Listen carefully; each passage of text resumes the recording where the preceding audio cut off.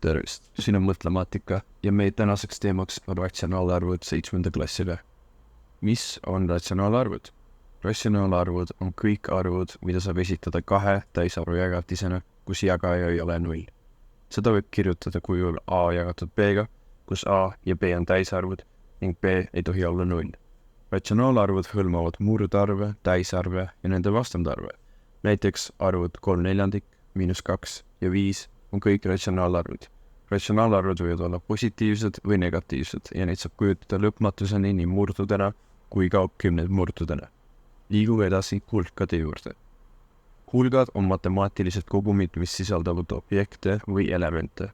Hulga elementideks võivad olla arvud, punktid, tähed või muud objektid. Hulki saab esitada loeteluna või jamaduse abil. Näiteks 1, 2, 3, 4. Teeme ühe näidisülesanduse juurde ka. Konstrueeri hulk, mis sisaldab kõiki täisarve vahemikus -3 kuni 3. Alustame -3 ja hakkame positiivse suunas neid nimetama. Kui oleme jõudnud 3-ni, siis saame kasti kinni panna. Liigume edasi arvuhulkade juurde. Arvuhulgad on spetsiaalsed hulgad, mis sisaldavad arve. Levinumad arvuhulgad on täisarvud, naturaalarvud, ratsionaalarvud ja reaalarvud. Teeme ühe näidisülesanduse juurde ka. Konstrueeri hulk, mis sisaldab järgmisi arve.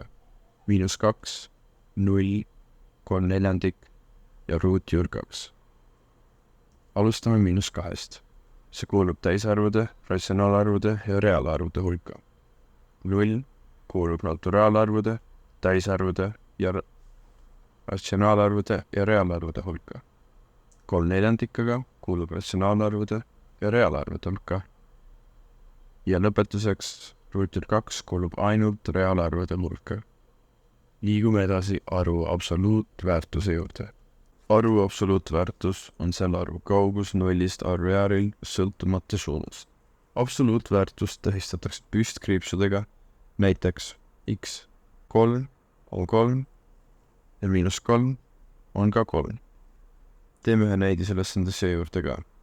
Leia arvude -7, 10 ja -5 absoluutväärtused. Alustame -7. Paneme selle püstkriipsudesse ja nagu mäletate, kaob miinus absoluutväärtused ära. 10 on juba positiivne ehk ta jääb samaks. -5 jällegi paneme püstkriipsude vahele ja saame 5. Liigume edasi vastandarvude juurde. Vastandarvud on arvud, mis asuvad arvreaalil sama kaugel 0-st, kuid vastassuunas. Näiteks on 5 vastandarv -5. Kui x on arv, siis selle vastandarv on -x. Teeme ühe näidisülesanduse juurde ka. Leia arvude 8, -20 ja -12 vastandarvud. Arvu 8 vastandarv oleks -8, arvule -20 jällegi on positiivne arv 20 ja lõpuks -12 vastandarv tuleb 12. Liigume edasi arvude järjestamise juurde. Arvude järjestamine tähendab nende paigutumist suuruse järgi kasvavad või kahanevad. Ratsionaalarvude puhul võib see tähendada ka murdude võrdlemist. Teeme ühe näidisülesanduse juurde ka. Järjest järgmised arvud kasvavad. 2/3, -1, 5/6, -1/2 ja 0. Alustame kõige madalamast, milleks siin on -1. Järgmisena meil tuleb -1/2 ehk -0,5. Oleme kõik negatiivsed arvud ära võtnud, ehk nüüd tuleb 0. 2/3 on järgmine, sest ta saab sama hästi kirjutada ka 4/6 ja lõpuks viimasena ka 5/6. Liigume edasi negatiivsete arvude liitmiseni. Negatiivsete arvude liitmine tähendab arvude kauguse liitmist 0-st vasakule poole arvreaalil. Näiteks -3 pluss -5 võrdub -8. Teeme ühe näidisülesanduse juurde ka. Arvuta -7 pluss -4. Paneme kalkulaatorisse -7 ja nagu näete, siin on küll pluss, aga kuna tegemist on negatiivse arvuga, siis see pluss kaob ära ja meie tehteks ongi -7, -4. Vastus tuleb -11. Liigume edasi positiivsete arvude vahe juurde. Positiivsete arvude vahe tähendab nende lahutamist. Erimärgiliste arvude liitmine tähendab arvude kombineerimist, kus üks arv on positiivne ja teine negatiivne. Näiteks 7 -3 võrdub 4 ja 5 pluss -2 võrdub 3. Teeme ühe näidisülesande seejuurde ka. Arvuta 6 miinus 2 ja 9 pluss miinus 3. See on väga lihtne ülesanne. Esimese tehte vahe tuleb 3 ja teise summa tuleb 6. Liigume edasi negatiivsete arvu lahutamise juurde. Negatiivse arvu lahutamine on sama mis positiivse arvu liitmine. Näiteks 5 miinus 3 on tegelikkuses 5 pluss 3 võrdub 8. Teeme ühe näidisülesande juurde ka. Arvuta 4 miinus 7. Siin tuleb üks väga hea ütlemine meeles pidada.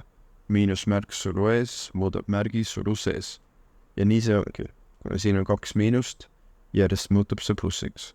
Ehk siis meil on 4 pluss 7, meile vastus on 11. Liigume edasi lõigu pikkude juurde.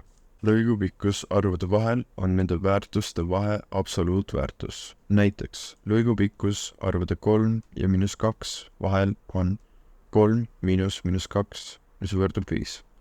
Teeme ühe näidisülesande juurde ka.